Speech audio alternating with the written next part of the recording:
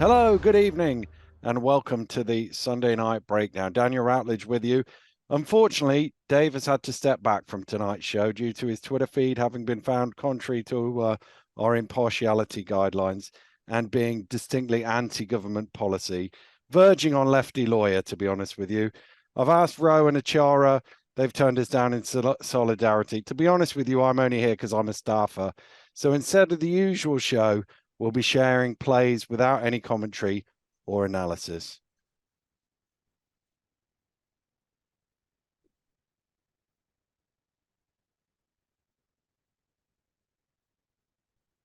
Oh, no, wait. Management have just told us they've made an absolute fustercluck. Dave, come back. We need you. Thank you, Dan. Thank there you. We go. Oh, I apologize for nothing. Nothing. There we go. This is vindication of whatever. But yeah, it's not been a great week, has it? No, not really. It really hasn't. It's not been a great week for this country, I don't think. And without being too political, but so be it. It's been pretty awful. And the thing that struck me about it, without getting onto a hobby horse, is that if I ask you who's the greatest basketball player in Great Britain's history, who would you say? In Great Britain's history? Yeah. Luol Deng. If I asked you who the greatest distance runner was in Great Britain's history, who would you say? Well, you're gonna open something. A distance runner, Mo Farah. Distance, Mo Farah. Yeah. Mo Farah. Two people who wouldn't be in this country under the current policy. Under the stipulated legislation that's going through Parliament. Two people who came over here as kids. Farah is a trafficked kid, who basically now would just be turned away, not stored for 28 days and sent to some far-flung place. Luol Deng, who came over from South Sudan as a result of war in South Sudan, and there are wars all over the world at the moment. And of course, at this point in time, we don't have any processes whereby you can apply for asylum from South Sudan or from the part of Africa, and I forget the country which Mo Farah was trafficked from. And the logic of the position is that we're being asked to demonize a whole group of people without knowing anything about who they are. And, without Luol Deng, British basketball would not have accomplished what it has accomplished. No.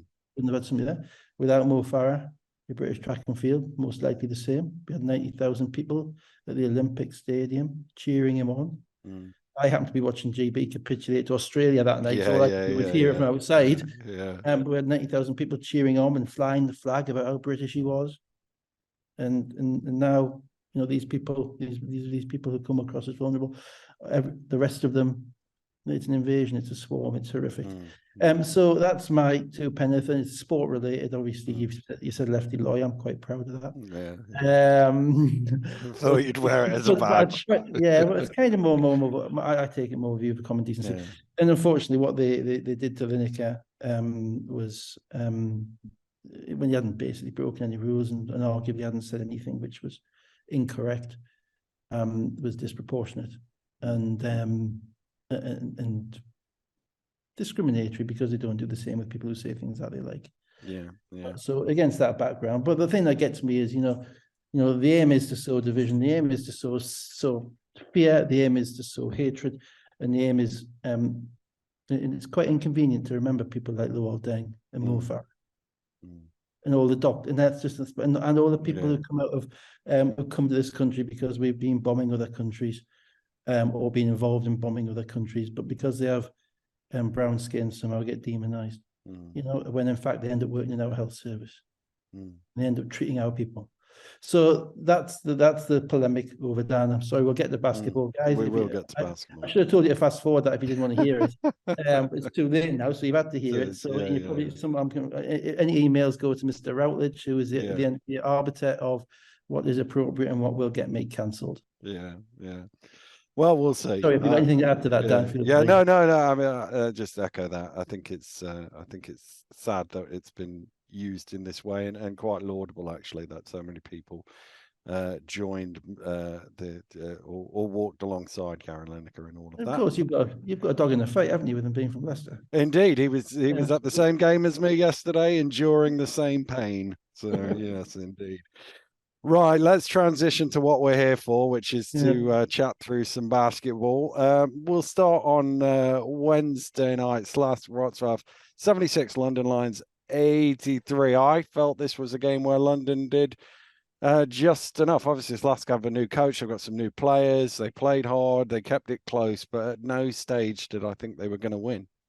No, Kufos. What's the story? You got any idea? No, I'm not quite sure why he wasn't there for this game. For a team that puts out lots of injury reports, he's not been on one.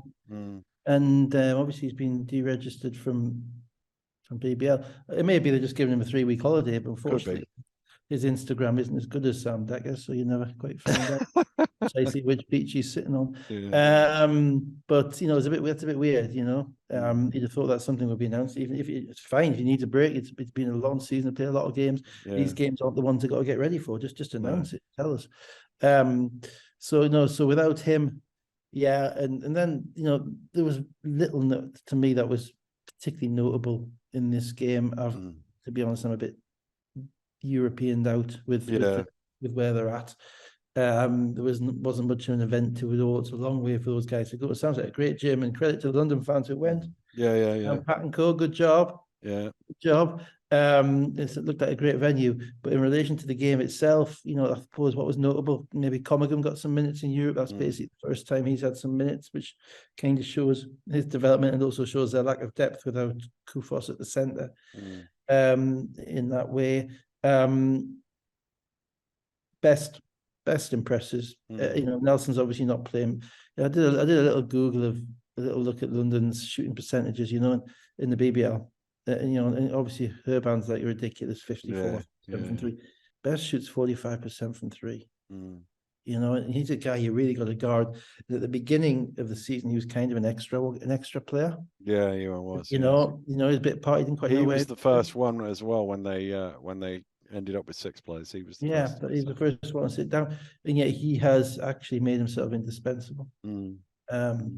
With his shooting, with his ability to make plays, his court savvy, his defense, just a bit of everything. But in relation to the game, and then even Decker's only shooting 30%, but he counts as a 45% shoot every stand there and shoot, So they've got a lot of talent.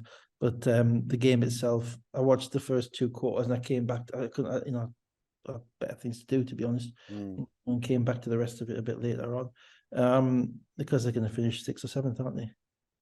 Yes, they are. Yeah. One-off game, and that's a one-off game. Yeah. So it was 68-70 with 5 to go. Decker and Oni scored the next 8 points. They were then up 10, and that was. Yeah, and then I should have said, sorry, Oni is the story, because Oni shooting 16% from 3 in the BBL. 16-1-6. He hasn't played many games, but he also hasn't looked like making many shots. And in this game, he made shots. He looked like making plays, and it may just be a question of health and rhythm. I'm not quite sure his shot selection is as good as Coach Schmidt would always want, but he gives you so much defensively that you can live with that. And at the end of the day, that's an NBA front court. Only Decker Kufos is an NBA front court. Now, they didn't play much in the NBA, but they've got enough about them that NBA teams have signed them. And kept them. Kufos played 1,000 games, obviously. So if he comes in and is impactful, and they don't miss Kufos at all, they just play a slightly different way. Jeremiah Martin had 18 and 5. That was his first Euro Cup game for Slask. Collender shot reasonably well, 18 points, and Pushia even also his first game had 18 points as well. Taylor 23.7 rebounds, Oni 22 points, 12 rebounds, 4 assists, 2 blocks. Zubcic 12. Decker was 0 for 6 for 3 for 11 points. Yeah, I do think it did show that the big guy who played, I think Belarusian guy who started it, rather showed that they're going to need Kufos for Europe, because he was impactful against Sharma. Sharma's a different beast to Kufos in relation to his, Sharma's more vertical, whereas Kufos is more lateral, if I can put it that way. So he was able to, I'm not even going to try and pronounce his name, but he was able to try and to kind of get to the rim on Sharma a little bit more easily. So they're going to need that extra size. But it's a one-off game. Who knows what they need? They need someone to Yeah. make shots. You know, when they get to the quarterfinals, they need someone to make a ton of shots. Let's go to Friday night. Sheffield Sharks 82, Caledonia Gladiators 72. This was 8-0 after 3 minutes. There was a timeout call, but it didn't stop the bleeding as far as Caledonia were concerned. Sheffield 23-4 up after 7 minutes. Yeah. It's not the first time it's happened to Caledonia on the road. Yeah. They really are the archetypal split team on the road and at home. Particularly disappointing coming off their loss at Surrey. I thought that they weren't really ready to play this game because you've lost 2 in a row. Obviously, the London game, you kind of throw it to one side. You played London 18 hours after you finished at Surrey.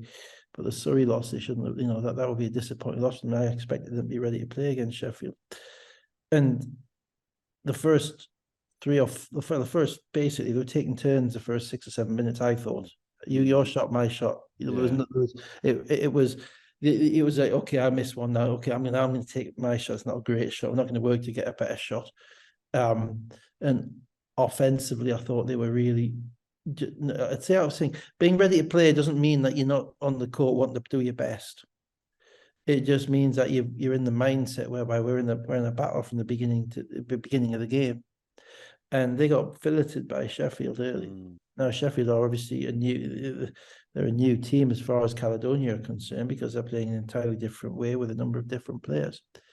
And well, Caledonia's coaches will have known that. Players never do until they see it. Yeah. You know, and I'm afraid that with Rotino at the 4 and Pipkins at the 3 or swap over, then Ramsey, who's still a new guard, and Nelson, who's been excellent all year. You know, that gives them a lot of spacing. And when Coke is scoring and holding down the middle, they have a lot of spacing and a lot of shot making in that team. And Caledonia were a step slow defensively in relation to rotations. And basically, it was only Faro Alhodzic who came into the game, who basically was able to impact the game positively with Caledonia. And he did it very simply because he was the biggest guy in the court and he was in the right place. And basically, because Sheffield are playing so small, if you have one of the Caledonia guys drive to the rim and Faro's in the right place, when the help comes from the big, Faro's there. And he gets layups and he finishes. He's a technically sound, fundamentally solid player. And he did the right things in the right places and basically single-handedly got them close to Sheffield. He had 8 in a 12-2 run, which made it 25-16. In the second half, Sheffield did get the lead out to 22 at one stage in the third quarter, but Caledonia, a 15-2 run, got it back to 6. I was perplexed in the second half. 57. I was perplexed by, Gareth, there's been a lot of, Gareth's been fighting it. He's got a young team. He got a young team, and a lot of games this season you watch, he's fighting them to do the right thing. It's almost like they're doing it, particularly on the road. It's almost like they're kind of doing it under protest. And at the beginning of the second half, he started Jimenez and Alhodzic, I think. He certainly didn't start Durham. And he didn't, I don't think he started Tapia. I might be wrong about that, but he certainly didn't start Durham. He didn't have that starting unit that's on the court. And I thought that was where the game disappeared because Durham didn't come in until 3 minutes to go in the third quarter. And at that point, 10 was at 20. 10 had gone to 20 or something like that. And I was thinking he must be hurt. He's not in the game. He must be hurt. He's not in the game. And he wasn't hurt. He subsequently turned his ankle. But the run that they came when he had his 4 Americans and Alhodzic, I think, on the court, maybe Fraser Malcolm as well. But he had a lineup which had all his, primarily his guard spot, what you'd regard as talent in relation to, the 2 Americans, Sloan and particularly Durham on the court. But that 15-2 run came too late because, you can't give up 20 to Sheffield on their court with 13 minutes to go. You need to play a perfect game from that moment on. And then Durham hurt his ankle. Yeah, midway through the second quarter, he rolled his ankle, ran off. Midway through the fourth quarter even. 5:23 to go. It didn't look like he was going to come back, but he did come back for the last couple of minutes. Sloan and Fraser were able to just sort of reel it in a little bit. They got it down to 76-70, had the ball, in transition, and then Bailey with a bad pass, it goes out of bounds with 1:20 to go. Sheffield nearly turned it over, then Nelson missed, and Sloan 47 seconds to go, 2 free throws, makes it 74-72, and you're just wondering for a second 76, whether 72, is it? 76-72, sorry, Yeah. whether they might just get this back at the Death Caledonia. I didn't really think they were going Did you to, not? No. watching it. I can't remember what happened, but there was nothing. Did they foul somebody? So Malcolm fouls Pipkins. He makes 2 free throws, 78-72. Sloan with a long 2 miss. Tape with an offensive rebound. They tried a couple of times to turn it over, and eventually did manage to turn it over, and that was basically that. You see, and here's the thing: you see, it's what I'm talking about. Being a young team, you're 78-72 down. There's 30 seconds left. You have to shoot a 3. You can't. A 2 is utterly useless to you. You know, you need to be working on the basis that there's only so many possessions left in this game, and we need to maximize them. I remember Sloan's long 2, and I remember thinking that's a bad shot. You know, whether it goes or whether it doesn't. No, I just thought they got penalized for not being ready. You know, and being jumped on. It's happened so far. It's happened a while this season. They're a talented team, but it's very much kind of which way the wind blows. I think from memory, did Bailey get another technical in this game? I'm pretty sure he did. Yeah. You know, and there's only so many times you can kind of tolerate the same stuff. You know, I've just seen breaking news, by the way. Gary Lineker and BBC moving in right direction, but not all issues resolved. It's breaking news. And what have we come to when that's breaking news? This is the crazy thing about it all.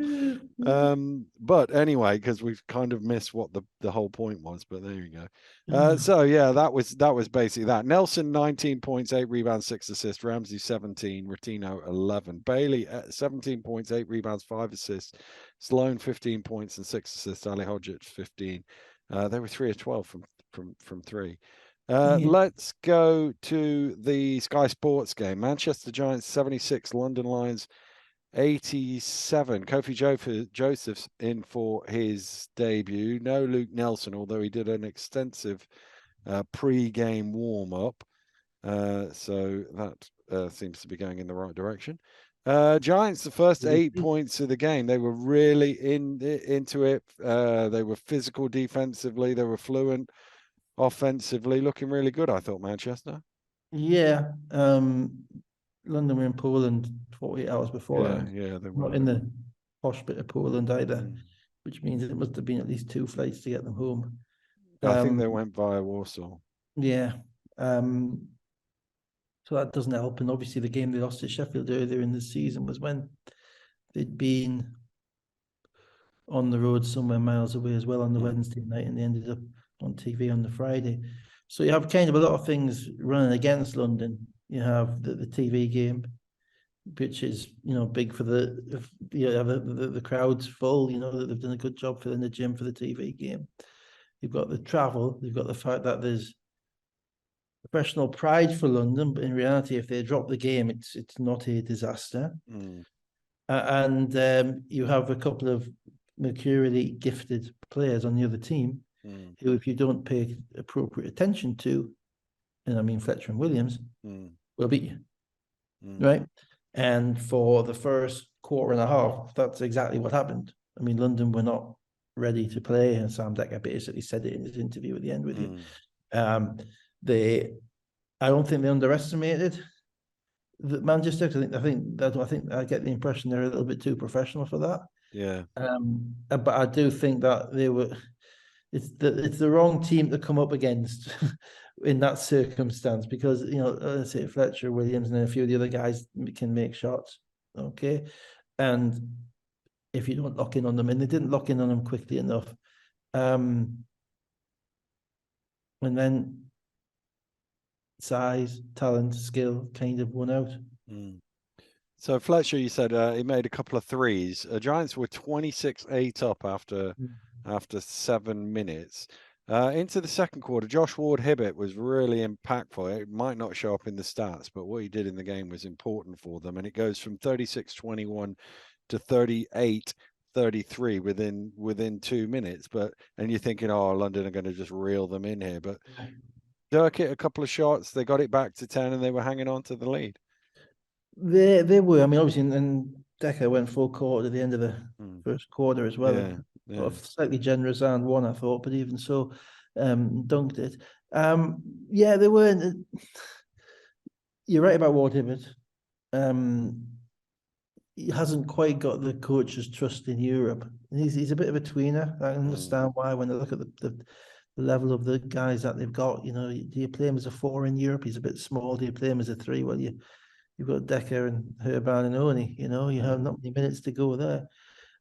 So I get that, but you know, when you're trying to save legs and that he has this warrior, I say warriors mentality, this very professional mentality. You can see that he's always ready, he's always in the right place, he's always offensive rebounding, and he shoots the ball better than he ever did. That's the biggest thing. And in fact, that the one thing you say about London's quote marks player development this year is that every single one of them shoots the ball better now. Every single one who's the kind of the peripheral players shoots the ball better now. You know, Ward Hibbert, Comaghan in particular are the two that absolutely stand out. But you know, Solowade too, as well at the beginning. Solowade, beg your pardon. Solowade's the third guy, you know, and Solowade in BBL games we've seen him go, 4-4. And just looking like he's making them. Whereas at the beginning of the season, you didn't really think he was going to make them, you know. So, you know, that's really helped them. And it is a shout out for those players because, you know, Ward Hibbert hardly got off the bench in the cup final. Yeah. It did, you know. And ultimately probably won't be getting off the bench in many of the really big games that they play. But he's out there competing and turning around when you're 15 down at Manchester on a Friday night when people are dog tired and your TV's going on and the crowd's up and down and Vince is in your face and, you know, everyone's talking. Then that's when you need that kind of grit. So yeah, I give them a lot of credit. Yeah, just watching it. They're just, you know, the Manchester defense is better after since the Leicester debacle. They've really clearly realised that we're going to try. But they're also running short of both shot creators and energy and size. You know, Robertson is in and out, and you know Fletcher. Lee was injured in this game, and Lee was injured, which is and Lee's been injured for a lot this year, and they've done quite well to have the record they have without him playing as many games as he has. But, you know, they also have Fletcher has to play 40. You know, and that's pretty tough when Best is coming in and playing 18, you know. What happened in this game, you know, is that London, you'll take us through it, but London basically slowly kind of put their foot on their throat. So third quarter, Decker had 5 points in an 11-0 run. That was the first lead of the game at 53-57. Giants were in foul trouble as well, and you were starting to think they might wilt. But even when London got it out to 61-72, Manchester kept playing. They didn't really have the legs to get it close enough, but they kept going and didn't let it get away. At least I know there's who cares whether you win. No. All right, you're right. They didn't. I mean, they played, but the reality of it was that at the end of the day, you know, Fletcher probably made his first 4 shots. That was maybe 4 of his first 5 shots. Ramon, Nick Lewis, and I think it might have been Kofi, but there's certainly a third player. I can't remember who it was. Shot 6 of 36 in this game. Yeah. And 4 of them were, as I say, Ramon made in the first quarter. Yeah.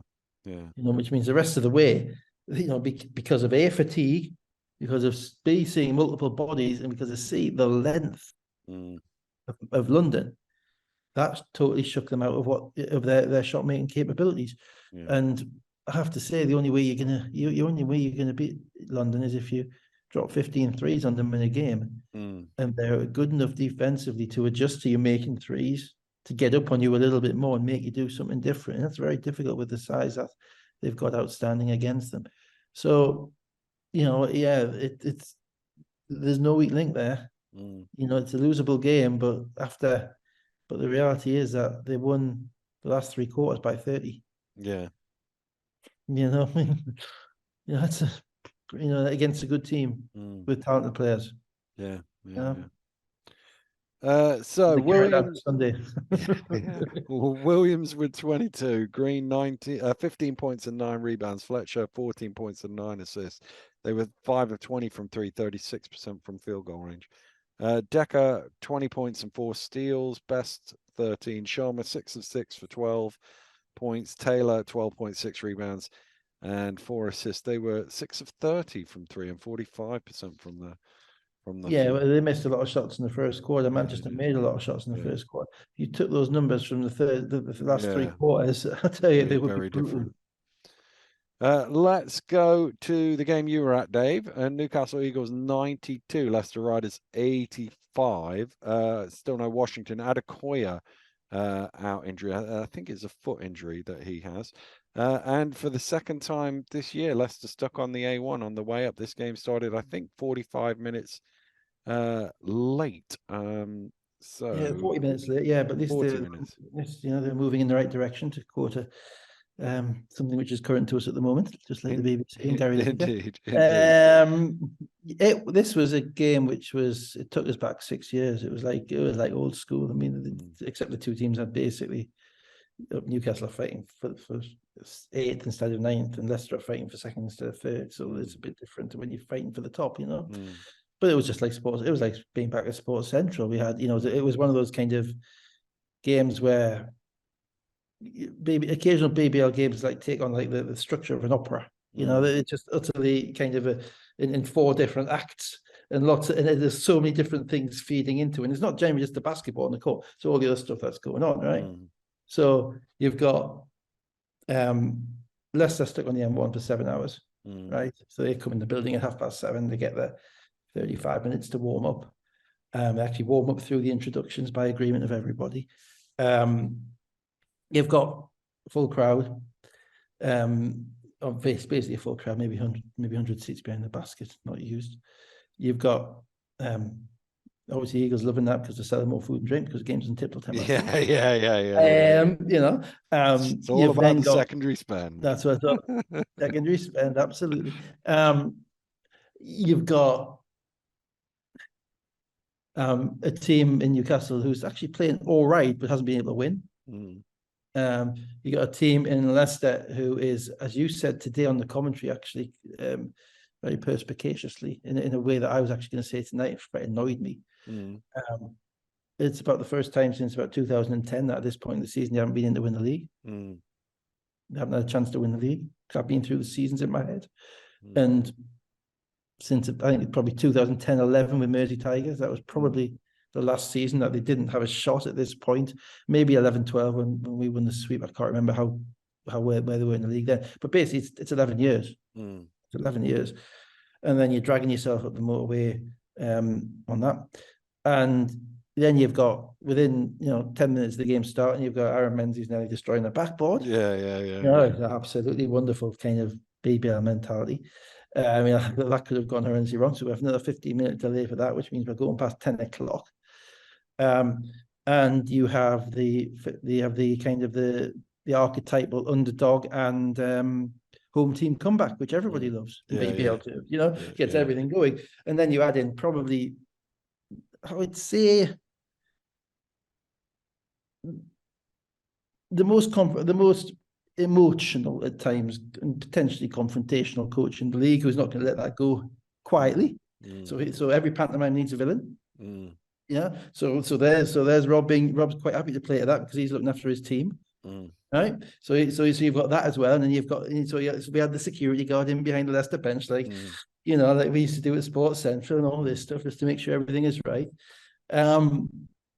And then you have Newcastle playing like an absolute drain in the first half. They look awful. The worst they've played in months. Even though they've been losing, the Leicester zone was like some form of Chinese Rubik's cube. They didn't look like they'd never seen it before. Riders basically moved the ball, got what they wanted.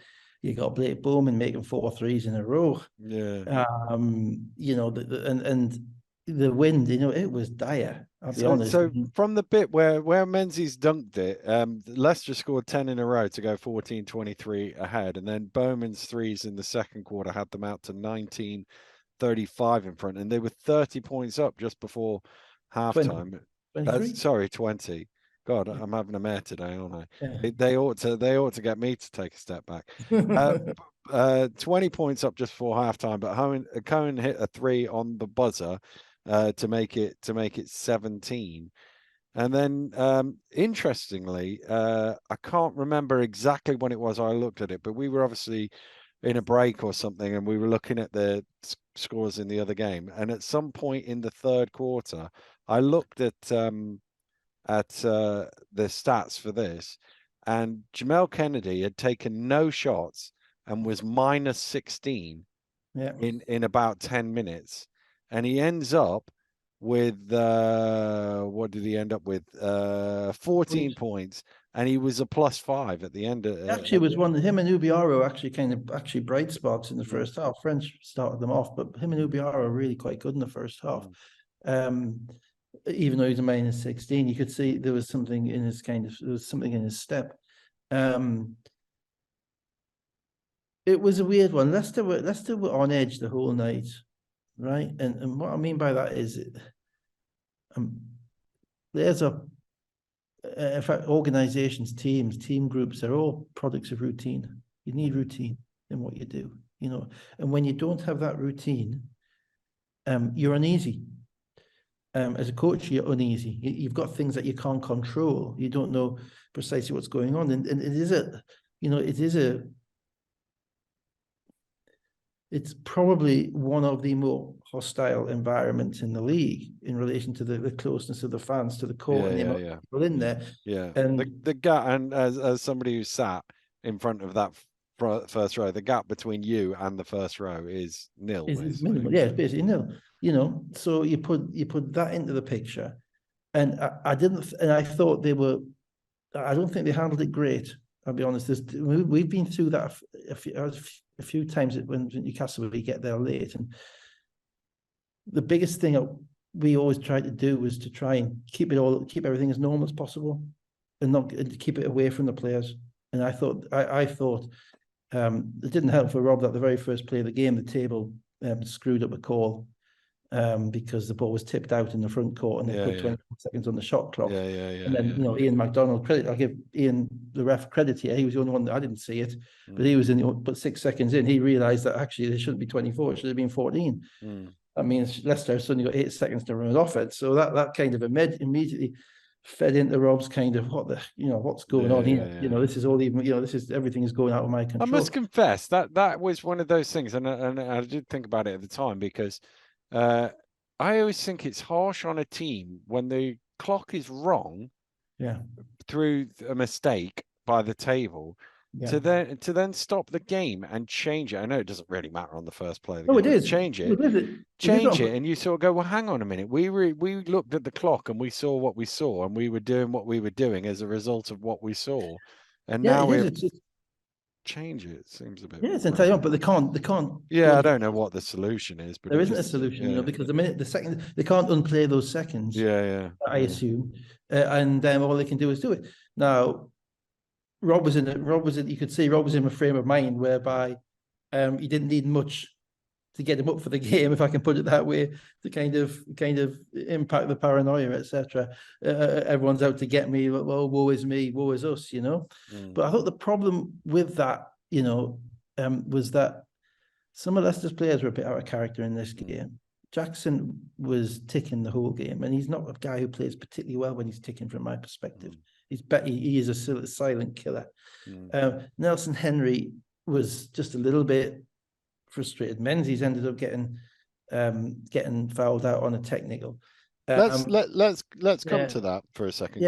3:28 to go in the third. It's a 14-point lead still. Kennedy, as we touched on, starts to catch fire. Eagles finish the period 15-5 with 69-72. But 6 point something seconds to go in the third quarter, Menzies gets called for an illegal screen, and this one was a classic example of what you were talking about. Was 4 weeks ago, was it at Plymouth? Someone who's going, can you screen something? He's screened, and then he's backing down, and the person's gone underneath. It's when the person goes underneath the screen, and he's not screening anymore. He's just backing down. That was my perspective. I don't know what, I think Gordon was tired because I don't know what he was doing going under that screen for loving the 4-5 screen. No idea what he was doing. The only thing I will say to give a little, I suppose, the only thing that the ref would have seen, and I kind of half get, is that he was posting up, but he was posting up a long, long way. He was posting up in a place where he wouldn't normally post up. So he was playing with his back to the basket. Yeah. And so, but he's there with his hand out. It's like, but he's backing. He's backing in. He's moving. So the question is he posting up or is he backing down and trying to stay in the way of the player? I wouldn't have called it. No, I wouldn't have called it. I think if Menzies had just turned around and ran down to the block, nothing would have changed. Yeah. Gordon, you were near him, and the ref wouldn't have had an opportunity to call it because he wasn't actually rolling. He was kind of posting, and he was a long way out to be posting. So the ref's probably thinking, I don't think you're posting. I think you're trying to set the screen. But in reality, you shouldn't reward the player for going underneath. Yeah. That's what happened, and I've talked about that this season. It's not that. So I'm kind of with Menzies on that. Now I didn't see what he got the technical for, but he's got to be smarter than getting a technical when he's on 4. No, 100%. You can't. The problem was it went to a replay, so I didn't see it. I didn't see it either. I didn't see much. But the reason why it matters is because Loving hits the 3. Yeah, absolutely. So Leicester would have been 9 points ahead, 66-75, with the clock ticking and 5 or 6 seconds. Newcastle probably wouldn't have even inbounded the ball. Yeah. Instead, there's a technical free throw, and then I think Hamlet scored on the possession because they get the ball back. So Menzies is fouled out, and it's a 3-point game instead of Menzies on 3 fouls, and it's a 9-point game. Yeah, and it fed into the narrative of the game. It fed into the narrative of the comeback. It fed into the antsiness. All the way through the third quarter, every time Newcastle made a 3, Rob was on the sideline going, I can't believe Kennedy's made a 3. I can't believe Gordon's made a 3. When they're up 20, right? Now I've just watched the game today and they're up 5 and he's not like that because he's more comfortable in the environment because he hasn't got all the stuff that's been going on around the game, And so they knew that there was a narrative. They knew that there was something happening there, and unfortunately, that fed into it. That core Menzies fouling himself out on the technical. Again, that fed into it, and that aided. I just think them cracking just a little bit. And obviously, this is the point at which they miss Adekoya here because of course, absolutely massive miss because Nelson Henry has to play 28 minutes, and Nelson Henry hasn't played 28 minutes in a long time. Probably not this season, I'm guessing. And then Newcastle get the first 9 points of the game, which, as I say, could have been tying the game up, but instead puts them up 78-72.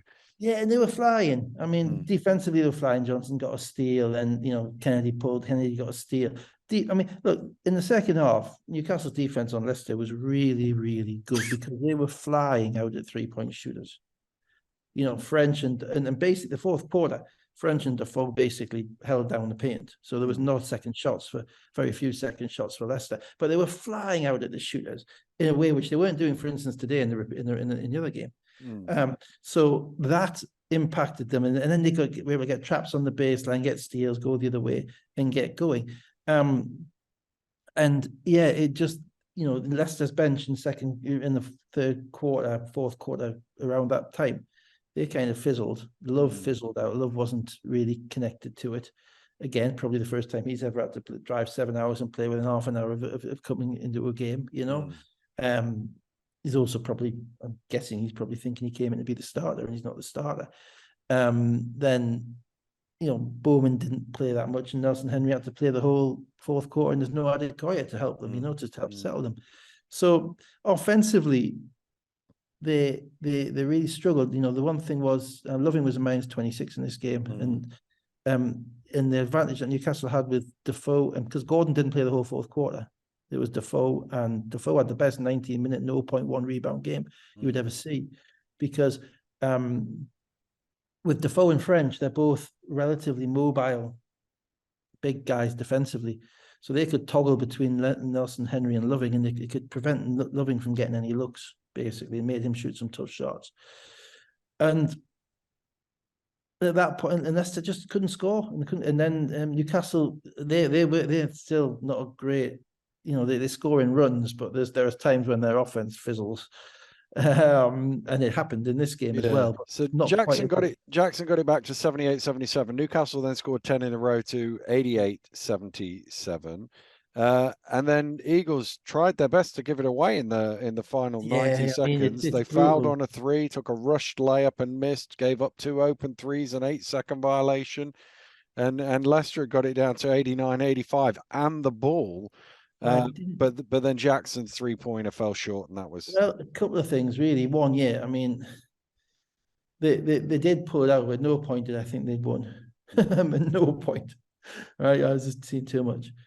There were some indefensible things that happened in the last minute. And French was a little bit unlucky to be caught for the foul on Loving, but it was a foul. But Loving was smart because he realised we need threes. And this is what I'm talking about with Sloan in the previous game. Loving came down the court and shot the 3. Right, and French being a centre and being athletic, he jumped out and hit his landing space. So that's 3 shots. Makes 2 of them. Eagles can't get an offensive rebound. So that's the second mistake. You can't get an offensive rebound. Fortunately, Defoe comes back and gets a steal, so they get the ball back. But then Leicester foul, I think, and then Johnson they break the press, and then Johnson with a minute and 10 seconds to go, up 7, decides that he's going to try and make a layup in transition. Which is just absolutely nuts. And Kyle Johnson's been exceptional for Newcastle.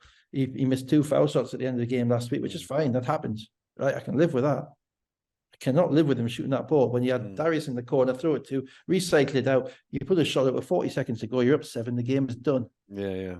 Instead, he shoots a layup. He misses it because there's a bit of pressure on it. It wasn't uncontested. Yeah. And Newcastle are all over the place because they were trying to break the press. Yeah. So Pat Whelan's open in the far corner. It's a 4-point game. Right? That's incredibly, for a 33-year-old vet, that he can't do that.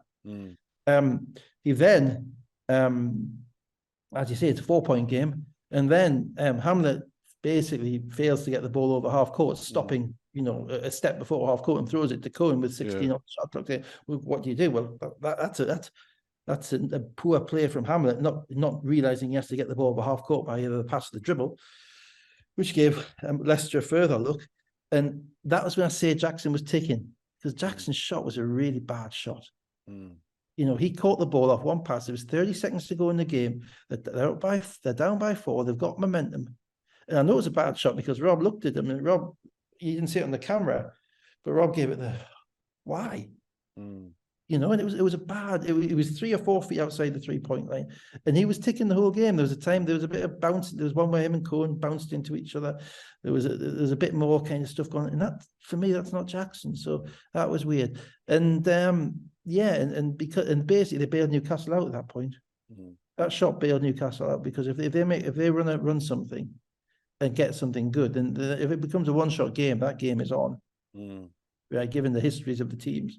And I've been there in Sports Central when Connor made a 3 on the buzzer and we'd missed about 10 foul shots, and they came back from 11 down to tie it up in a minute and a half in overtime. And we played in overtime. That was 13-14. So, that game was on.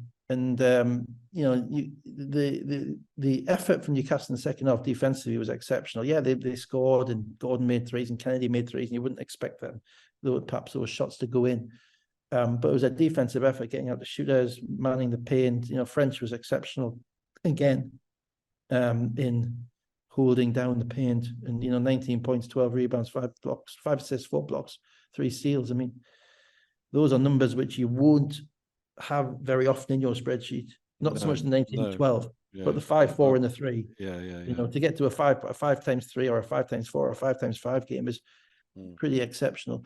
And they just about deserved it. But I think there was a lot of what was going on with Leicester, because Mackenzie ended up getting a technical as well. And they were just free. They were just a bit frazzled, and I don't think they did a great job of blocking out everything that had gone on in relation to the bus, in relation to all of that, and then handling it when things were going wrong. They did just a little bit frazzled. And they ran into a typical BBL underdog home team, loud Jim comeback. So our production assistant has forgotten that he's supposed to assist us and not make life harder, but he's asked a question, and it's not even a Sheffield related question, which is a doubly bad. When was the last time Riders lost a meaningful game to a team outside the playoff places? What a question. Which was a good question, to be fair to him. The answer is not very long ago. It was 25th of January 2019. They lost 101-81 at Glasgow, who at the time were 9th in the table. It is the 5th time since 2011 that they've lost to a team outside the playoff places. There was also one non-meaningful defeat in that time as well, after they'd won the league, or somebody had won the league title. I can't remember if it was them or somebody else. Newcastle, that's answered his question, but in looking it up, I then went a little further. Newcastle was 6 and 17 going into that game. In the Rob Paternostro era, there are only 2 occasions where they've lost to a team with a worse winning percentage than that. It was a 113-111 defeat to 1-5 Worcester, and an 85-83 loss to an 0-3 London Capital, both of which came in the first couple of months of the same season, 2009-10 season. But what that talks about, though, is the fact that the league has shrunk in relation to the amount of teams it has, so 10, and therefore the competitiveness in the league has magnified. You know, that Newcastle team as it is now, obviously it's not been constituted as that the whole season, but that Newcastle team as it is now, you know, is a seriously competitive team. They still make some tough mistakes. They're still a frustrating team. They're still short of a bit of depth. They could, you know, if Mockford can come back and get a contribution from him, even better. But, you know, last week they should have beaten Bristol, who were the second team in the league. They had 2 shots with 10 seconds to go. They've been on the road. They've lost in overtime. And that's the 9th team. And we can talk about Surrey as the 10th team as well, if we need to. You know, so I think that's what it indicates. There is no, Rob said it after the game, actually, in his interview. He said, look, it's tough to win on the road in this league. And it is. You know, there's no question about it. In fact, who won on the road this week? Sheffield won on Surrey. Anybody else? London, but that doesn't count. London, yeah. That doesn't count. But everybody else is a home team. And as teams are playing each other 4 times, as the games become more and more monotonous, you know, who are fighting between 4th and 5th when there's no meaningful playoff structure to differentiate between 4th and 5th, for instance. You're going to find more and more that, you know, teams at home have that little bit of added motivation, added mentality, because they got the fans behind them, you know. And you know as well as I do, Dan, your background, you know, all the BBL, you know, BBL owner team can go 0-18 on the road. If they go 18 at home, I've always they go 18. 18 and 0 and 0 and 18 is the best way to do it, man. It's fine. The best way to be 500. If you win 18 on the road and lose 18 at home, you get them fired. You know, and so I think the extra kind of motivation, that type of stuff, is going to kick in. I think we're going to see probably a greater disparity in relation to home wins at the end of this season than we probably have over the past number of years. But look, it was a real drama of a night. It was thoroughly entertaining. There was obviously because it's a comeback, and obviously because we won, so I like that. And as I say, we have the pantomime villain, we have people who hit the road, Jack, we have all the stuff going on. We have Newcastle trying to throw it away and still managing to kind of hang on. And you know, as a product and as a spectacle, it was really, really fun. Still not great though that, you know, that we have teams who are having to travel up on the day who are getting there at 7:30. It's not right, because as a professional player, as a coach, you're worried about your guys physically getting injured, and mentally are they ready? You know, and the physical stuff about getting injured when you've not been in your routine that you've been in for every game of your professional life, that plays with your head. You know, it really, really does. So I did have some sympathy for Leicester. I didn't think they handled it very well. I thought they were too up a height. And that's why I didn't think they had the resolution to kind of hold on, because you're going to get some animosity, not animosity. You're going to get some,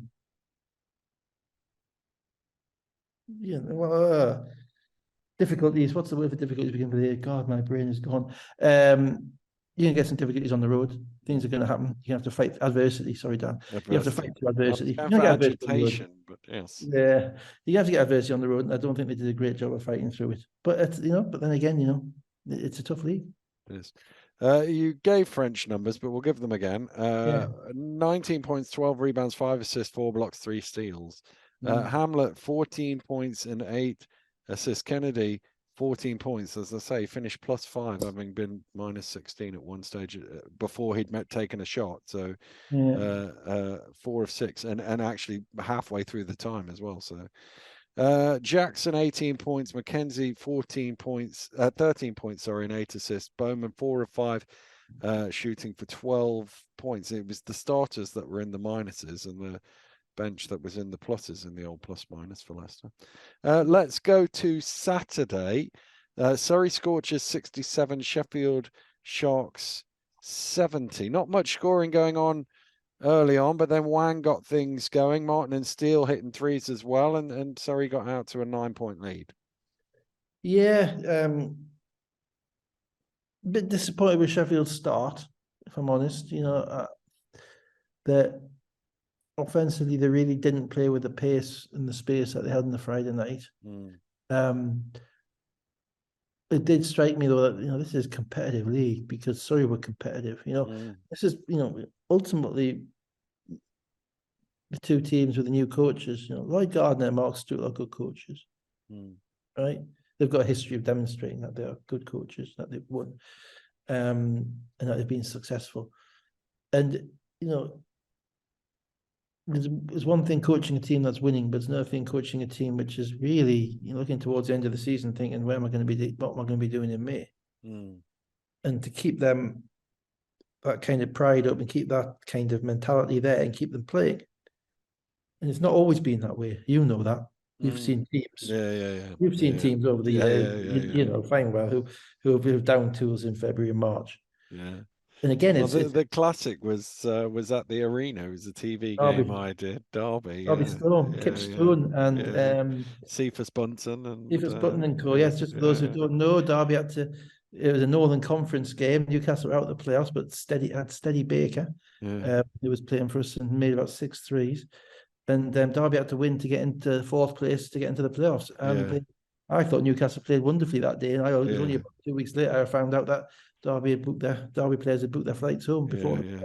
So too had Piero Cameron, and he had to fly all the way back from New Zealand. Right, because he thought they were going to win. Because he thought they were going to win, That must have been 99, 98, 99. Something like that. It would have been after 98-9 because that was the last league season. So it was between 99-0.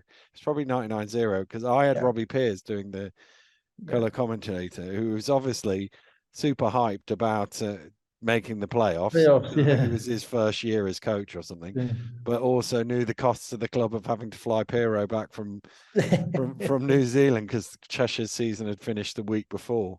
Oh, right. So, yeah, that was fun. But even that was one game. But there are teams that have struggled, and that what I mean is the locker room can fall apart. Yeah. Well, that Derby team was more than one game. They were a few weeks. Yeah, a few weeks going. To be fair, because they at the beginning of the year they were one of the best teams in the league. Yeah, they were. They had Cephas Bunton and everything. And that had, oh man, never mind. I remember the team. I just remember Kip Stone, who was a point guard. I had a shooting guard who was really good as well. I can't remember his name.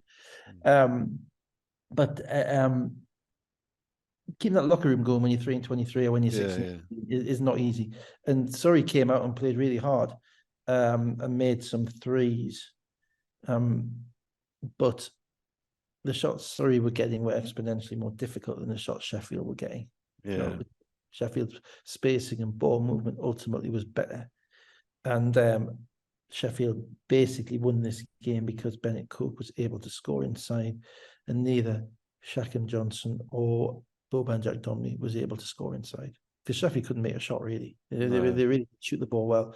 There were times that, particularly in the third quarter, where Surrey were ready to. You felt Surrey ready to put the game away, but they just couldn't get any really good offense. Sheffield were wise to McFoley because he dropped 25 points on them in the first game that they played. Yeah.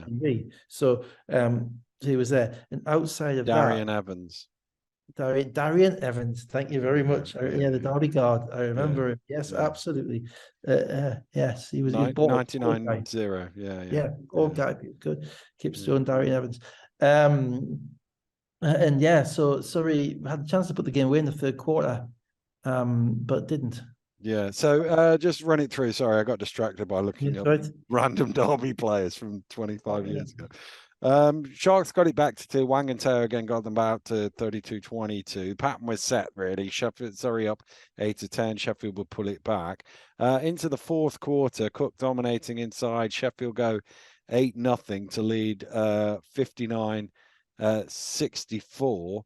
And then I'll pick it up play by play for the last couple of minutes. Martin with the drive. He's fouled. He misses both free throws, so it stays at 61-66. Interesting thing though, this was the first time, basically the first time this season. It's happened a couple of times, but not really measurably, where Martin ended up playing the 5 because Johnson and Jack Dormer on the bench because Teal's back, you see. Yeah. So Teal can fit into the 4. And he can play him at the end, and yet they want to get Martin in the game because they were getting nothing out of Johnson or Jack Dormy. So he went smaller like that because basically their offense just disappeared in the second half. They couldn't get anything, which is why Sheffield were able to come back. Cook blew a layup. McFoley then hit a 3 with 1:31 to go, 64-66. And that was their offense. That was kind of the Hail Mary come off a screen and McFoley shoot it. And just a word for actually in the third quarter, this game was going. It was Glasgow who came off the bench who actually brought Sheffield back into this game. Made some big plays.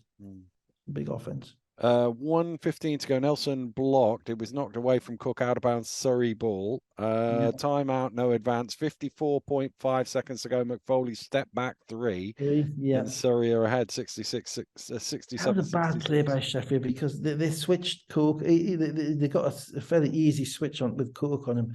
And basically, when a guard who's a scorer, like a Steph Curry or someone like that, a shooter, has a big guy on him, all the pressure is off because he knows he's meant to shoot it. Yeah. He's got the big guy on him. It's him. There's no question about the coach saying move the ball or pull, or move the ball around or go at your guy. It's like, coach, I've got a mismatch. I'm going to shoot it. That's my game. And the coach can't say anything about that because that's right. So by doing that, I always think that there's a greater likelihood that the player will actually make it because he's not thinking about should I shoot it or not. He's just focused on He's thinking I should shoot this. I should shoot this. I've got no problem shooting this. There's no doubt in his head. Well, I do, and they couldn't. It wasn't much of an action that they ran to switch for Sheffield to have to switch.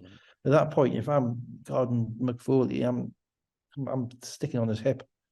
Just made one. He's the one guy I'm not letting shoot the ball. So that was a bit of poor defense. Even though it was a great shot he made, but there's always an action and reaction. Reaction to defense.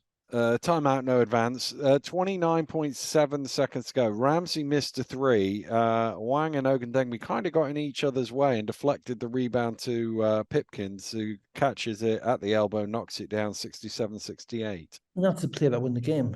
And it was, again, it was little things for teams that are struggling. You got to rebound that shot. You got to get that rebound. Doesn't matter how, you got to get that rebound. It's a long rebound, but it's there. It's in your hands. You've got your hand on the ball. You have to make that play. Difference between a winning play and a losing play. Pipkins knocked down the shot. You should never have had the chance. McFoley, I think he again was looking for a step back. He slips. He's on the floor. He passes it to Steele, who gets an open look from 16 feet, misses, and Nelson with the rebound, waiting for the foul. Yeah, McFoley was never going to get the third one. Sheffield might have made a mistake the time before. They were never going to give that up. He actually did well to get Steele the ball, but because McFoley was on the ground, that meant Steele had to kind of come towards him and make a target, which took Steele out of his comfort area because Steele basically shoots at the rim or shoots threes. He doesn't shoot many twos at all. That's not his game. He's a 3-and-3 or attack the rim guy. So he ends up shooting kind of what for him is kind of a clunky shot. It's not in rhythm. The ball's kind of come from the ground. And whilst it's makeable, all those little things that lead to him catching the ball in that way make it more likely he's going to miss. Because they take him out of his rhythm. And that's another play, ultimately where they didn't run it very well. And whilst Josh Steele had a shot, it wasn't the shot that they would have wanted, even though it was open. It's the way you get that shot. Nelson is eventually fouled with 5 seconds left, makes 2 free throws, 67-70. Timeout, advance the ball. McFoley absolutely miles out. Substitution gate. You missed substitution gate. I missed this. Yeah, I missed it in real time as well. Go on, Dave. Yeah, so did I. I checked it back. I got a tip off. I'll not tell you from who. What happened was, in order to rebound the foul shot for Sheffield, Lloyd subbed in Shackham Johnson, and then called a timeout when they made the 2 foul shots. And when they came back on the court, Shackham Johnson wasn't in the game. He'd subbed out again for Kyle Carey, who was putting the ball in. And obviously that's illegal. That shouldn't have been allowed to happen because the clock, as you've said many times, the clock hadn't ticked. Yeah. And nothing came of it, but, if McFoley throws the ball back to Carey and Carey makes a 3. Yeah. then all hell breaks loose, or would do subsequently. Yeah. And the point I'm making is that that's not good enough. You know, from either. It's usually the table official spot. From a tabling perspective, table usually sees that. Yeah, from a tabling perspective, just like putting 24 seconds on a shot clock at Newcastle in the first minute of the game is not good enough, right? You got one job, right? You're putting in the substitutions, who's coming in and coming out.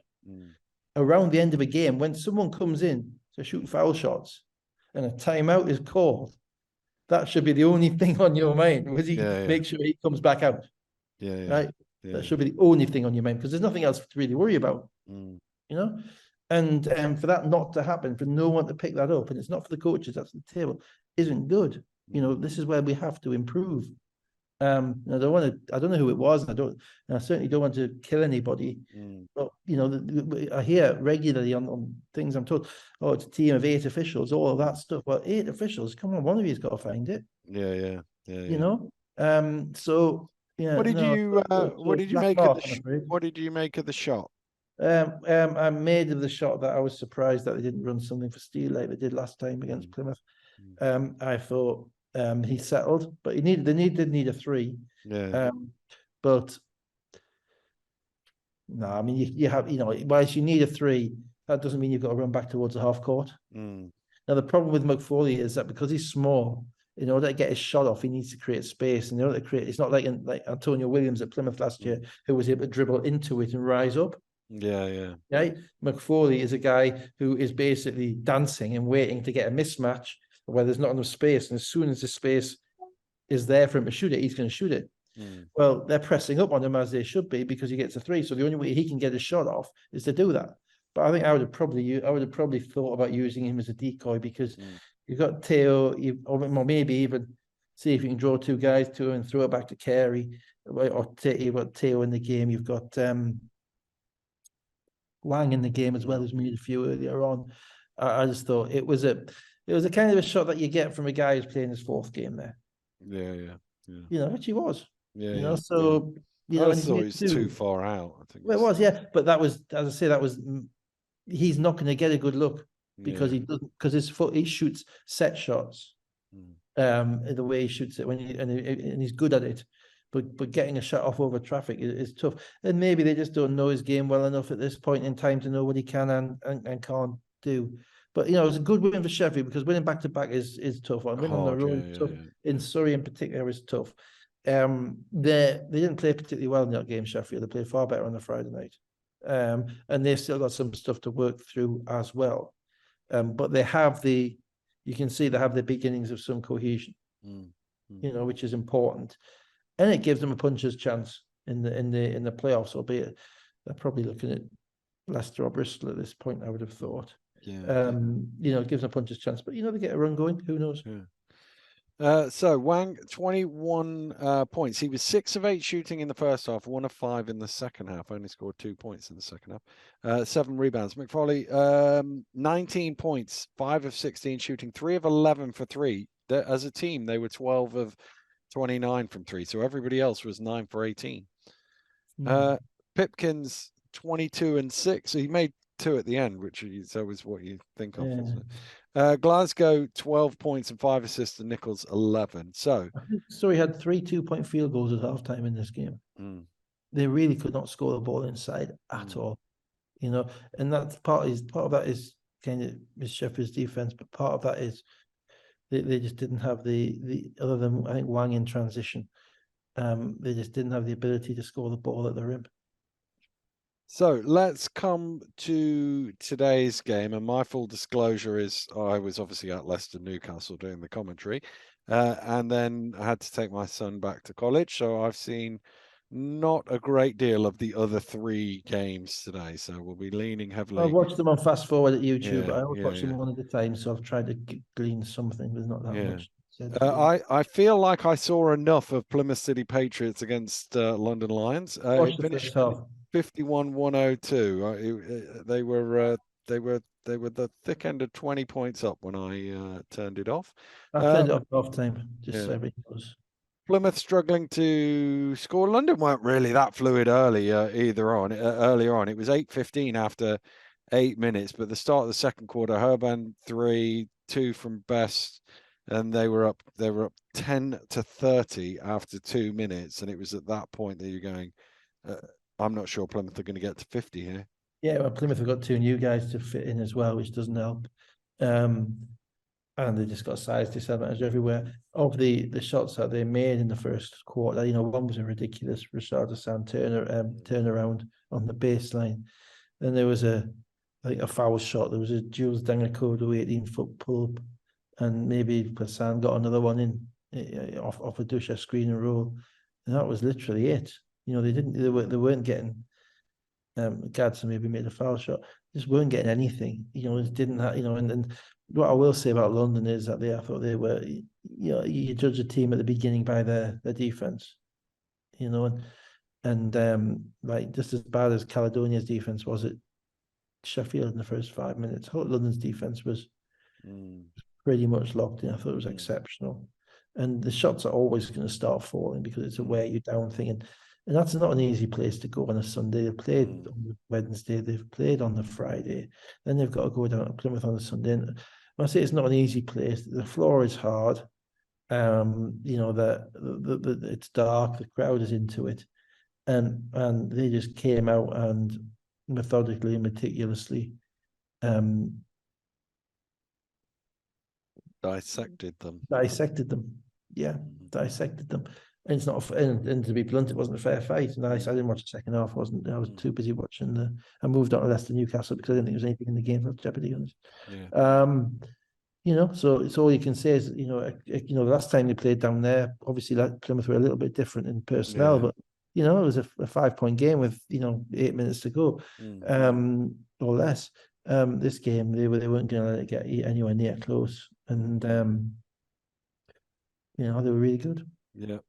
Hassan with 20 points. He was the only guy in double figures. They shot 27% from the floor and 2 of 19 from 3. Decker, 18 points in 16 minutes. Sharma, 15.6 of 8, shooting 6 guys in double figures. By contrast, they were 15 of 39 from 3. So let's get to the game that we were both paying attention to. Leicester Riders 89, Newcastle Eagles 79. First of all, a word for Darius Defoe. This was game number 569 in the BBL Championship, which puts him level with Yorick Williams as the second all-time appearance games played rather than appearances leader. That means you've got to play the minute. You've got to have come on court, Come on court. Yeah, well, congrats, Darius. And Yorick played a lot. Yorick played a lot. The interesting thing is Darius needs about another 3 seasons to catch Fab up, which just says something mad about Fab. Fab played a lot. Yeah. But to be fair, the one thing about Darius's longevity, to be fair to him, is that he really, when I was there, and since then, he's never had a serious injury. He's had wrist injuries where he's been out for maybe 4, 5, 6 weeks, or maybe a groin pull where he's out for 3 or 4 weeks, or a hamstring, which players get occasionally. But the testament that kind of gives as to his physical dedication and the physical shape that he stays in to be able to play at that level, without that, longevity is a thing to be celebrated. It really is. Obviously, there are players who play in other leagues who play a lot, but and if you take into account all the other competitions he's played in, he's probably up at about 750 games in this country. That makes you a legend, in this country. Now, obviously, there are other guys who, as I say, have gone elsewhere and played and have careers, but there's not many pros around who have played 750 professional games in Europe. So good job, D. So Jackson with 5 of a 7-0 run put Leicester 15-10 ahead. They kind of kept themselves in front. I'm obviously sat next to a former big guy. He's still big, but you know what I mean. Who's played in the league for a number of years. He was struggling a little bit with some of the calls going against the big guys in this game. I thought what happened in this game was that someone got a crossed wire about what had gone on Friday night. And I don't know this, but it just smacked a bit to me that the refs had come out at the beginning of this game and said, right, we are going to call this game ultra tight because we don't want there to be any problems because of what happened on Friday night. Now, the problem is nothing actually happened on Friday night. In reality, between the players, nothing. There's a bit of talking, but the technicals were waving your hands. There was nobody squaring up. There was just two teams playing hard, right?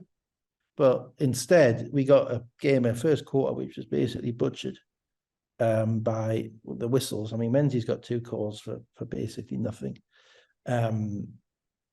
French got a call, got a third foul on it for making a post move. We just made a layup. There was multiple kind of touch fouls called, and it was incredibly frustrating. I thought the game never got into any degree of rhythm. And I hope the player, it looked like a fairly somnambulent Sunday, to be honest, down there. I don't know if it's the microphones or whatever, but it didn't strike me as a feral atmosphere, or a situation where both teams were going to finish it up with a fight. It just didn't strike me like that. It looked like kind of the Friday night was Rambo. This one looked like Driving Miss Daisy, to be honest. And I think the ref Rambo. Yeah. And it's a fairly inexperienced crew as well. Which it was. I mean, obviously Leicester v Newcastle, and we all think of this history and all this stuff. At the end of the day, it's a team that's going to finish second or third against a team that's going to finish 8th or 9th. So it doesn't demand the top crew in the world. But I just thought they just got the whole thing, entirely just out of proportion. You didn't need to. And I've then watched a game subsequently, Cheshire and Bristol, where both teams are going up and down, and to be. And they're legitimately and legally beating the crap out of each other, and the game is flowing because the way it's being called, And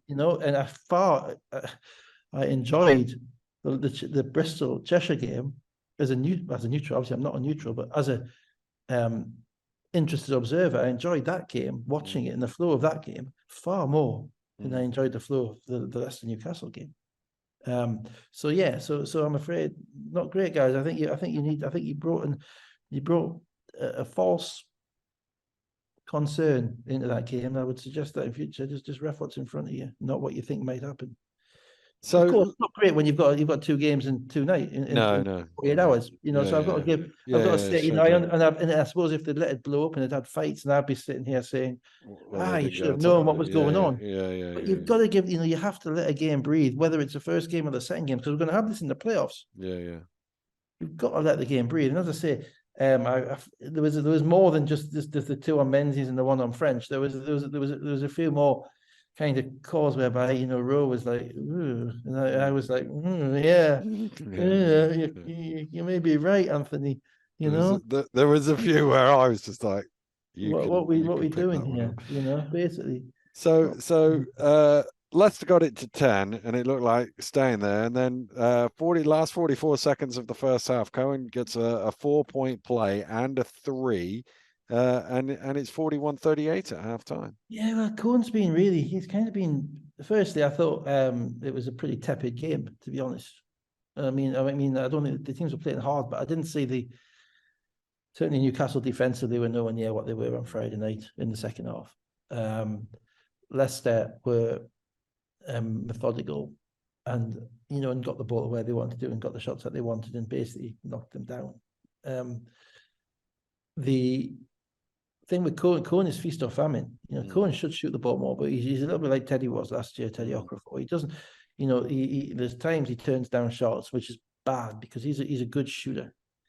Historically, he's a good shooter. He shot 40% from 3 in German Pro A, right? And in reality, is the depth, such as the lack of depth of the Newcastle Eagles guard situation. He has to score, for them to get close in games. And what happened was it was actually the clock that encouraged him into doing what he did, because there's 40 seconds on the clock, so it's a 2 for 1, basically. So instead of running whatever they were going to run, for the first time he ignored the screen. He refused the screen, went the other side, pulled up, shot the 3. McKenzie's a bit late and landed on his foot. Again, maybe might not have 4-point play. And then, so the fact that was it's what I'm talking about, the mentality with McFoley as well. That was a shot he was allowed to take because it was a 2-for-1, right? So that gets him going because he's thinking, I can take that shot because it's 2-for-1. No one's going to be upset with this because I want to get that shot. And he makes it, and then bang, Leicester come down, can't convert, and he comes down and, not to lose, makes another one. So suddenly, as you say, it's a 3-point game. I didn't feel that Newcastle were ever going to win the game, to be honest. Even when they kind of got close, I didn't feel that they were consistently getting stops. Another part of that, I think, was that French was far less effective in this game than he was in the last game. He was a bit of foul trouble. Certainly his third foul was a killer. But also, even then, the closeouts on Loving weren't as good. Hamlet gave up a 3 to Whelan in the first half, when he's one pass away, and you pointed out on commentary, my eyes popped out of my head, like, what are you doing in the paint when Whelan's one pass away?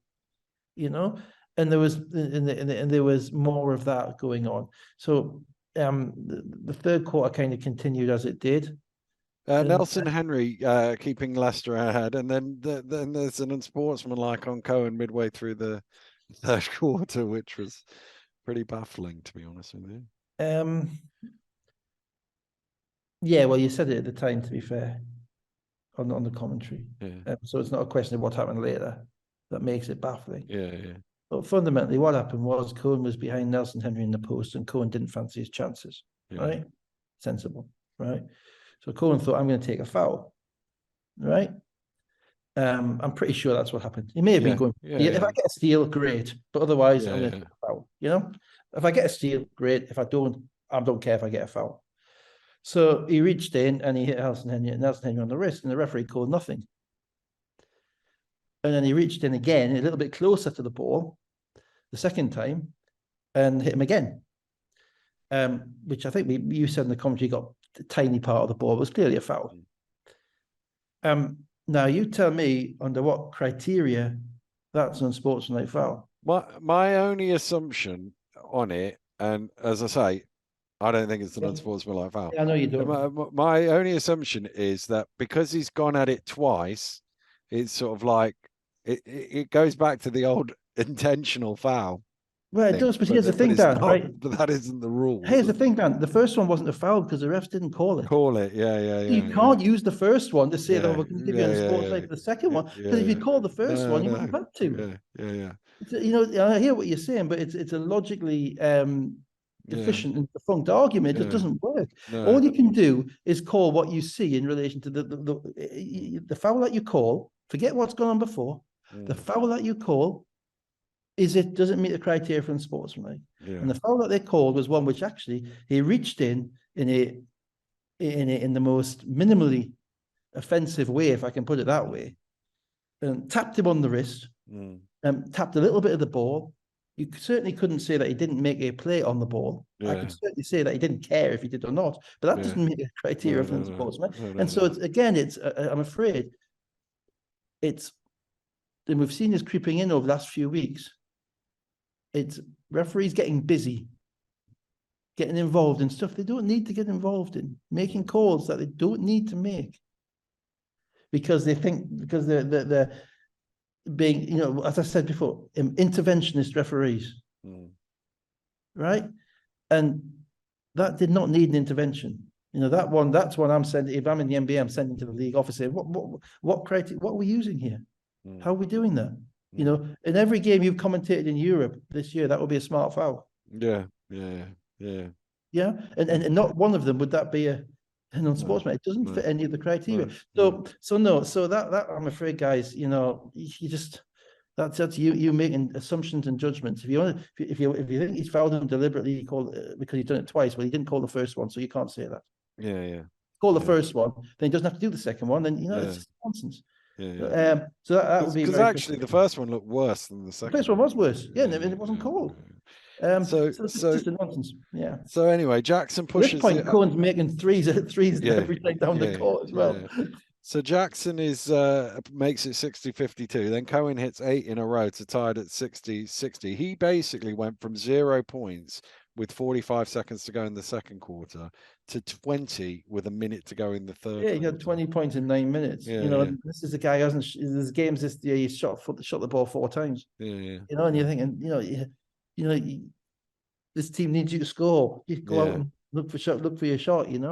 So spin it forward. Loving 3, Bowman and 1, 71-64. Cohen with the 3, but Bowman replies with a 3 of his own. Big breakout weekend for Bowman, by the way, making all those threes, both games. That's big. If he makes those threes, he's a player. So keep an eye out for him. And then with the reason we spent time talking about an unsportsmanlike in the third quarter. Actually, no, the reason we spent time talking about it was because it was rubbish. I'm sorry. It has an impact on the game because of what happens later. But it was absolute garbage. Let's be honest. 4:56 to go in the game, and it's a turnover. Loving is breaking away, and Cohen commits an. You guys called it for being from the side, but it wasn't. Yeah, he actually got in front. But he wasn't anywhere near the ball. So I'm certainly not going to pick an argument about that. There was one I remember. I'm going to go. Sorry, guys, old Newcastle memory again. Surrey Sports Park about 5 years ago. Keith had teed up Ramon early on for looking at him with the wrong tone of voice, and then halfway through the third quarter, Quincy Taylor flies off down the court, and Fletcher's the last man back, and kind of he's square onto him, but he kind of goes past Fletcher, kind of clips his arm, but nothing noticeable, but a foul. And they threw him out. They called it unsportsmanlike, and I had a massive argument on the side with whoever it was. Might have been Ed, I can't even remember, about he was in front of him. Now, the problem was it didn't look like he was in front of him because Quincy Taylor was so quick that by the time the foul was called, Quincy Taylor was 3 feet behind him on his way for an uncontested layup.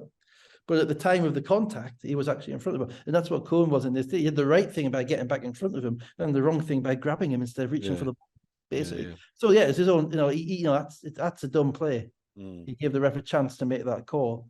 And unfortunately, I'd like to say with that went Newcastle's chances, but I don't think they were going to win this game. I thought Leicester were in control of this game. I thought the different demeanour in Rob compared to Friday, even when he was down 20 on Friday and he was antsy. In this game, I thought they were comfortable because they were getting the shots they wanted. The guys were contributing, and Newcastle were competitive, and certainly compared to the what they were earlier in the season down there in the cup. But to win on the road, you've got to play a bit more defense than that. And every time that Leicester need to make a shot, Mark Loving made one, or Wheeler made one, or Bowman made one, and I didn't see that Newcastle were going to get back in it.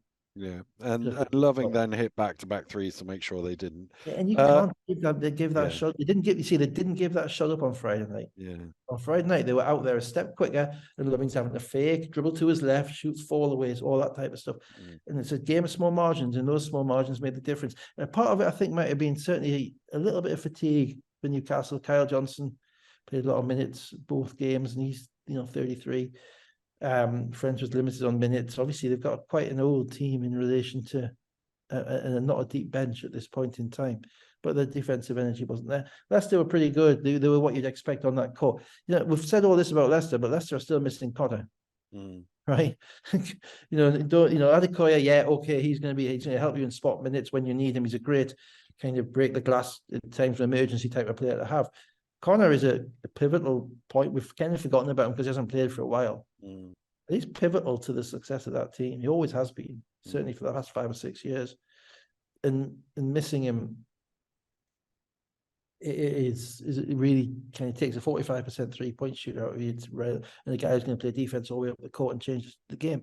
But I thought Leicester were pretty comfortable in this game, albeit Newcastle can take quite a lot away from the weekend, I think. Loving with 20, Nelson Henry 16. He was 7 of 10 shooting, although he made his first 7, and 9 rebounds. Jackson 16, McKenzie 16. Cohen 6 of 9 from 3 for 23 points. Hamlet 20, Gordon 17. They were 10 of 24 from 3-point.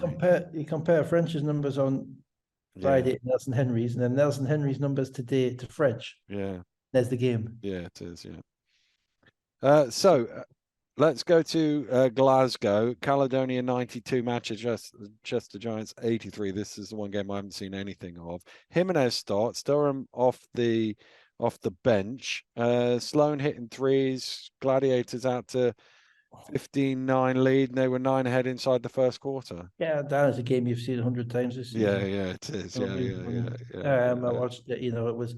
There's very little in Caledonia or Manchester, certainly Caledonia at home or Manchester anywhere to surprise you as to what you're going to see. You're going to see Manchester, you're going to see shot making. They still don't have William Lee, so at times they were playing smaller. Robertson was playing a little bit. Tappe started off effectively, but there is a level of comfort with Caledonia in that gym. No question. Their record now in there is there must be 80, 90, 85% in there. They're 11-2 in the league. 11-2 in the league, yeah. So I mean that's one of the two will be London, I assume. They are really comfortable in that gym, and you kind of saw that because they exploded out. Then Manchester do what they do, which is go on little runs where they make shots where it's all off one pass generally. Dirk Williams or Robertson made a couple of threes, or Kofi came in the game and Kofi played a little bit and made some threes later on, but it's not overly sustainable. It's still horrendously dependent on Fletcher creating shots, and then working hard on the glass. Taj Green's 3-point shooting's kind of dropped off a cliff. Yeah, down below 30% now. As teams are beginning to work out that you can't just stand there and let him shoot, but they don't have really another thing in their art. It's difficult because they don't have that kind of a lot of ball reversal or stuff because they don't have a secondary creator. Other than Fletcher. Nick Lewis is a creator, but he creates for himself primarily. Dirk is a creator, but he creates for himself. So all these other guys are getting shots on hustle or on post-ups or on Fletch throwing them the ball. Caledonia are different. They're the opposite. Caledonia are your team, which is, almost a collectivist mentality, kind of I'm not saying given Gareth and Darren's beard, I don't think Stalin would be appropriate. Maybe Leninist. I don't know. Let's go back to the 1910s. And they move the ball, and if they're not doing what they're meant to be doing, then guys going to take you out. Durham was really good enough in the second half in this game. Durham's got kind of gadget arms. Yeah, before we get there, second quarter, 8 in a row made it a 13-point lead, 40-27. Second half, Manchester would get it down to 6 or 7, and then it would go back to double figures. And then down the stretch, it seemed like Durham just kept them in a comfortable spot whenever they needed a bucket. Yeah, that's about right. And he was able to do it by kind of winding his way, slaloming Stenmark like his way to the rim, and that's Ingemar Stenmark for those who watch Ski Sunday. That's a long time ago. It's great music. I used to watch anything with sport on. Anything, the snooker. And what people don't realize is there wasn't much back then. There wasn't much. Now you say anything with sport, you got about 45 sports channels. Anything. I'm a numbers freak, right? I watched not the 9 o'clock news because it had a 9 in. And I watched One Man and His Dog because it had a scoring system. And for those who are too young to remember One Man and His Dog, Google it, please, because competitive sheepdog trialing on TV is the absolute thing to see. Won't cover basketball, but we'll put a sheepdog trial on TV.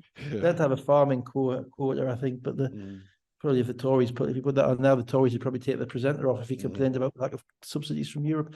Anyway, moving on. Tangent moved on. He slaloms his way at the basket. He's got these kind of gadget arms, both left and right, whereby he can go up and under people. He's like he's a bit like Bell from Bristol, but he's quicker. He's obviously a guard. He's got that pull up as well, and he's one of these guys who makes it look a little bit easier than it really should look, which is always a good player to have on your team. Doesn't have to kind of do lots of stuff. So every time that they were going on, he made a play.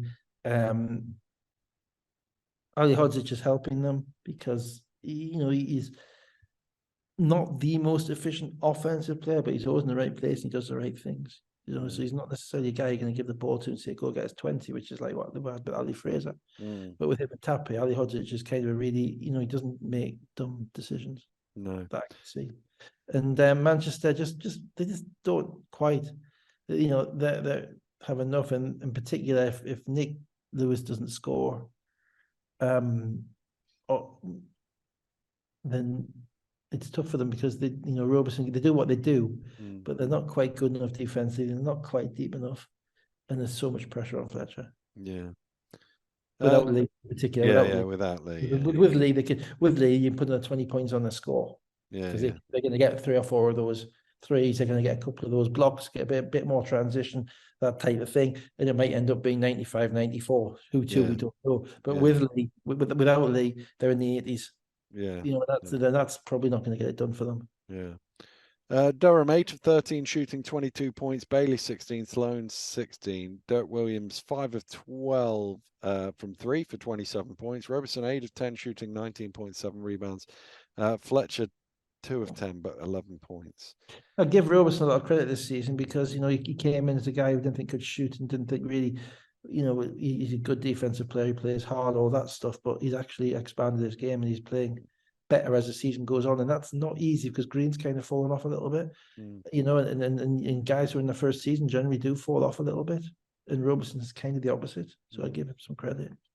Let's go to the last game. Cheshire Phoenix 82, Bristol Flyers 87. As I walked into the house, there were 44 seconds left in this game, but I wound it back and watched the last few minutes at least to see what happened. But let's just quickly run through the early. Before we do that, let's just tell the old joke about, you know, what happens when an Englishman, a Scotsman, and a Welshman walk into Ellesmere Port Sports Village. Go on. They end up reffing the game. They're reffing the game. Yeah, I want you to tell me the last time we had a tri-nation, trilingual refereeing crew in a game, you know, because you've got can't happen often. Can't happen often because we've got Gavin Williams going back to South Wales, Andy going back to the Southwest, and Chris Dodd's, you know, driving back up to Perth. Some expenses there, aren't there? Yeah, the expense. You know, I'm amazed that James Bryce at Cheshire let them out. Probably. Yeah. Basically, if I was James at Cheshire, I'd probably say, "Look, Andy, will you just pop up to Perth and drop Chris off before you come back?" No, it was good. But seriously, that is just about.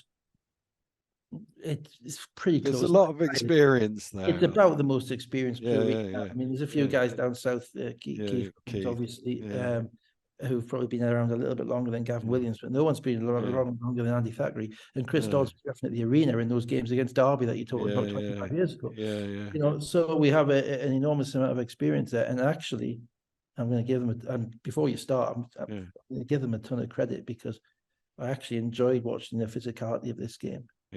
You haven't seen it, but it was an up and down game. It was a bit like rugby at times because there's bodies flying everywhere because we know that the level of physical abandon Bristol play with. Well, Cheshire matched them because Larry Austin's flying around. Maceo Jack starts, so he's flying around. Archie Ball isn't shy; he's an athletic guy too. You know, Dave Ulf played in big minutes in that game, and you know, and I think Dave would accept that he's probably not a finesse player, if I can put it that way. You know, he's a hard worker, and there was bodies flying, and the game flowed, and I really enjoyed it. And I watched it on after the Manchester game before we came on air, and I watched it on fast with the 5-second button on to miss the bit that I didn't need to watch, so I could get through it before this. But you know, I really enjoyed it. Interestingly, so give them credit on that, not just for individual decisions, which may have been right, may have been wrong. But just for the way the game flowed, I thought it was really good. Mahan some early threes, got Flyers out to a 17-9 lead. Bristol started really well. Interestingly, Cheshire started neighbours injured. So Cheshire started Jack and Teague, and obviously Ocharobi is gone. So they've gone from having a deepest squad in the centre to probably one of the least deep squads.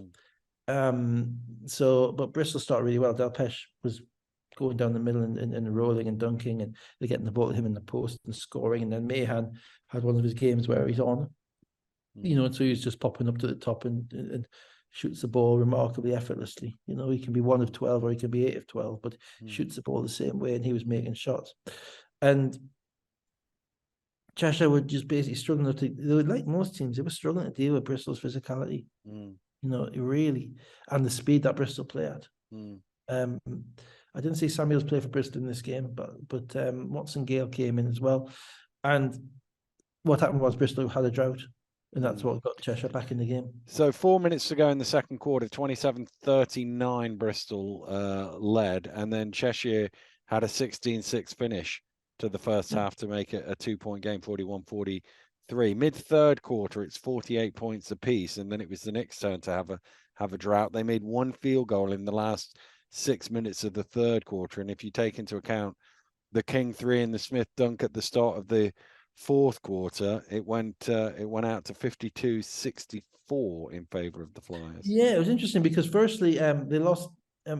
David Olf played really well in this game. In match, you know, he's got a physical battle to play in, and he was getting some meaningful minutes because, as I say, they don't have the neighbour or Cherobia, two of them, and Teague is still probably not someone that Ben likes to play as a centre. And he got injured. He went down. I think in or around that time, and Cheshire became a little bit stagnant and weren't scoring in the half court. And then it was a really interesting kind of geeky coaching thing in the fourth quarter, whereby Ben decided he was going to go with Jamel as a 5. So Jamel and Andreas decided he was keeping Malcolm Delpesh as a 5. So you have this little v big thing, you know, probably to the point of the most obvious it's ever been in relation to, you know, they're playing basically at one point. I think they're in a zone with, you know, Evans and Austin on the top and Archibald and Jack and Anderson. You know, I mean, they're playing really, really small. But of course, Jamel can defend. You know, and what it did was, it opened up the floor for Cheshire, who started making threes, and it led Bristol out of what they do and the way they play, as they were trying to jam it into Delpesh a little bit more than they needed to exploit the size advantage. And and Jamel picked up an offensive foul on him, and a couple of times they got steals. And the advantage of having somebody small who can defend big, I had one for many years, is just incredible. It just changes the whole dynamic of everything you can do. And I was waiting to see what was going to happen with the chess match, whether Andreas was going to, because Andreas has absolute capability to play a ton of guards as well. You know, he's got a ton of guards he can play. Didn't have Ollison in the game at the end, I don't think. You know, Watson, Gale, Miller, Bell, King, and Delpesh. But, you know, if Jamel Anderson can play the centre, so can VJ King, you know. But he didn't. He stayed true to himself as well. So the question was going to be who's going to kind of come out on it, and it was Bristol just. So the threes you were talking about, Evans, Archibald, Anderson, 12-2 run, 64-66. Flyers then from the free throw line get back up 5, but back-to-back threes for Archibald and Jack. It's 71-70. Let's spin it to the end, because this is the bit where I did get back to and watched. Evans with an and one with 2:10 to go makes it 77-80 in favor of Bristol. Bell then misses a 3. There's a foul in transition, not really a play on the ball there by Watson Gale, and he just sort of stopped in front of him with his back to him. It was a bit weird. Yeah, you can't. I don't think it's legal guarding position. No, but he was in front of him. Yeah, you know, and I've discussed it. I don't know what a foul in transition is anymore. I just don't. I watched too many of the games and I see too much inconsistency to know. My rule of thumb now is, look, don't call it unless you're absolutely sure that that's what it is. Yeah. Because otherwise I think it becomes. My first take on that is that not a foul to stop the transition? In which case it's an unsportsmanlike. Was he moving at the time that he was struck? Yeah, he was sort of. It was weird looking because he had his back to him. Yeah. That was the thing that put me off it being an unsportsmanlike, because he had his back to him. But I don't know. I think Ben was asking the question. I'm sure he was, and as any coach would be, of course it would. But the bigger question is what is it? You know, what is it and when isn't it? Because there've been fouls. I've seen take fouls in transition this weekend that haven't been called. Yeah. What is transition? What isn't transition? How many those were basically the last two. At the point at which the foul is committed, I think King is just further back than Watson Gale. Yeah, but you know, can you? I mean, the other thing was it was quite far up the court, wasn't it? It must have been almost to the 3-point line. Yeah. It was at the 3-point line. Yeah. At that point, is it transition anymore? Yeah, well, they're at the front. That's still transition for me. Anyway, I know what you're saying, but in the half. But yeah, I don't know the rules. I just don't know what the rules, and I don't think the refs do. So, but anyway, so I'm happy they didn't because I don't think you should be throwing out unsportsmanlike willy-nilly. Well, Cheshire could have sure done with it because Austin missed both free throws with 1:40 to go, so they were still down 3. A cross-court pass, Archibald with the steal. Evans on the fast break layup. 79-80, 1:26 to go. And there was somebody, I can't remember if it was King or Bell, sort of reached out at him in the back, and I was thinking, I know there was indeed. I remember it. Yeah. That could easily have been an and one that had no impact on the layup. Sure. And again, that could then go into unsportsmanlike because there's no play on the ball and it's a push from behind. Now, he didn't quite, I don't think he quite made contact with him, but the intent was not sensible in my opinion. So timeout advanced the ball. There's almost a steal, and then Austin did steal it. Fast break, and Archibald just has it rim out. Yeah, it was really tough. Archibald played really well, and he cut down the middle. He got the ball. He went up strong. It was a good challenge, I think, by Delpesh, and it just didn't drop. And that's the margins. Yeah, it is because they come down the other end. Miller hits a 15-footer with 53 seconds to go. 79-82.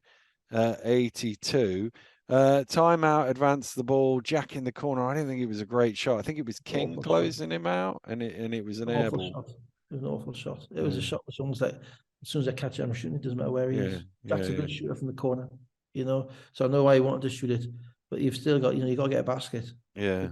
You got to get a basket. You can't be, it was like the Jackson shot in Newcastle. It's just not a good shot. Yeah.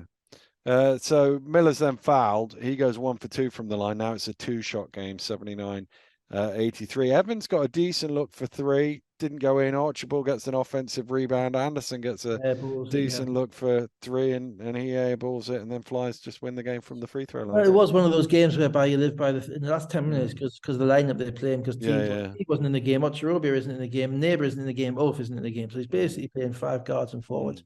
And so it was a live by the 3 and die by the 3 situation, and ultimately they made a few of them, but the ones that they made off ball movement. And secondly, Bristol adjusted. That you can run that, you can do that for so long, but Bristol adjusted to it and they pressured the ball a little bit more, to see if they could take away those shots. And eventually they couldn't quite make enough. But Bristol keep kind of finding a way. But it is their physicality is a real problem, and to be fair to coach, he didn't buckle to that lineup. He didn't change. He stood to what they were, and he got the rewards. Well, back in November, we were sat here going, yeah, but can they do it on the road? Can they do it on the all these home games? Can they do it? 9-5 on the road, second best road record in the league. Got better. No, they got better. Miller's a closer as well. Miller's one of the Miller's one of the better closers in the league. He's not a great season. But he's a good closer. He makes 15-footers when you need to. He made plays in the playoff game last year. They've also done, to be absolutely fair, they've done pretty well with injuries as well. You think about it. Delpesh hasn't missed a game. Smith hasn't missed a game. King hasn't missed a game. Bell's missed a few, but not that many. And they've got good depth at the various spots. But you win at Cheshire, you come away happy. Yeah. It's tough plays, man. The way they play. Because they play. And as I say, the game was so fast. It was a game that suited Bristol because of the physicality of it and the speed of it. But Cheshire never took a step back. So, no, they are. I mean, they have a real shot at second. They do have a real shot at second. Yeah, they do. But, I didn't think Leicester would lose a game this weekend, and they have. And if Leicester don't get Connor back, then they may be vulnerable to dropping a couple more. You know, that gives Bristol a shot at second. They play each other in a couple of weeks' time at Morningside. Right, so Archibald, 22 points off the bench. Evans, 17. Anderson, 4 of 13, but 16 points. Miller, 20 points, 6 rebounds, 8 assists. Mahan and Delpesh both with 15 points each. That's a hell of a game from Miller. Yeah. You know, it's a hell of a game to score at that. You know, as I say, he's not been overly consistent this year. Hasn't had to be because different guys have stepped up. But he's one to look out for coming into the closing part of the season. So London now 4 games from the title, or 5? I'm trying to think, because they don't have the head-to-head yet with Bristol, I don't think. So they're 24-2. Bristol are 20-8. Leicester 17-8. Caledonia and Manchester are both 14-13. Cheshire 12-15. Sheffield 11-16. Plymouth now in the 8th spot, 10-15. Newcastle played the same number of games, 7-18, and Surrey 3-24. It's intriguing. Yeah, there's a few little. I think London will win it. I think London will get the head-to-head on Bristol, no question. Yeah. So you know whether they do it before that time or not depends on when they play them. But you know we got London up at the arena this week on Friday. If I was anybody in this league, I'd be hoping to play them towards the end of the season, not now. Yeah. But in another 6 games time. In another 6 games time. But you know they're going to win it in the next 2 weeks, I think. Yeah. I don't know what the schedule is, but you know, I think it'll be the end of the month just because of the number of games that they have to play. Unless Leicester and Bristol both lose some more, I think it will be. I think it will be the end of the month. So, assuming we don't get kicked off air, Dave and I will be back to do it all over again next Sunday night. Whatever you're doing this week, have a great week, and we will see you then. Goodbye. Power to the people.